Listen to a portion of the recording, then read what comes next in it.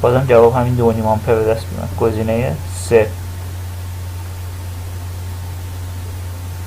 پس NI برابر HL هست. جدا تتا نوشتن اصلا نیازی نیست، میتونست اینجوری ننویسید. خب. شدت میدان مغناطیسی بوبینی 700 آمپر دور متر. 700 آمپر دور متر. خب اگر ضریب نفوذ مغناطیسی 500 پیون باشه، نسبی، یعنی واحد نداره، یعنی نسبیه، میو آره، چگالی شار بوبین چند تسلا هست، یعنی بی بوبین چند تسلا.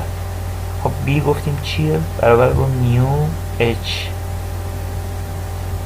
خب میو، خود میو چیه؟ خود میو چی بود؟ میو صفر میو آر. میو صفر هم بود 4 پی زده در توان منهای 7 اینا. خب میو آر رو به ما چند داده؟ ببینید میو صفر رو داده 4 پی زده در توان منهای 7. خودمون میدونیم میو آر ضریب نفوذ نسبی 500 پیومه،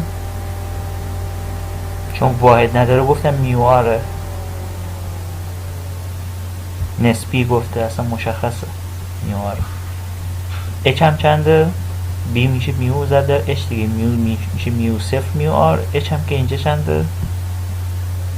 700 آمپر دور برای متر.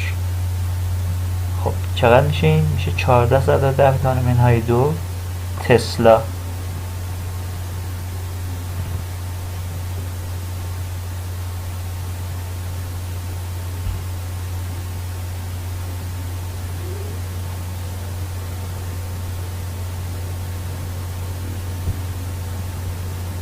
گزینه 4. خب به جلسه اول کافیه. سعی کنید مطالعه کنید تا حالا مفاهیم بعدی رو به شما معرفی کنیم. خسته نباشید.